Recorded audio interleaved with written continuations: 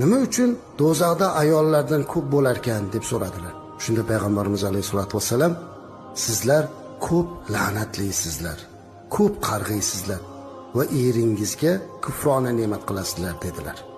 Qarang, sizlarni do'zaxda ko'p bo'lishingizga mana shu ikkita illat deyaptilar. Birinchisi tukthirunul la'na, la'natni ko'p qilasizlar. Muhtarama opa-singillarimiz, ojizalarimiz bir qarasinlar o'zlariga, haqiqatda la'natni, qarg'ishni ko'p qiladilar. O'zi shoshilib ketyapti, oyog'ini urib olib, ostonani ham qarg'aydilar. Hey, o'la deydilar. Qo'lini pichoqda kesib olib, pichoqni ham qarg'aydilar. U jonlimi, jonsizmi, kim bo'lsa qarg'ashga o'rganib qolgan. Eng yomoni hatto bolalarini ham la'natlaydi.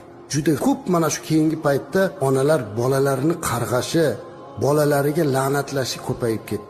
Bir narsani bilmoqlik kerakki, har bir gapga farishta omin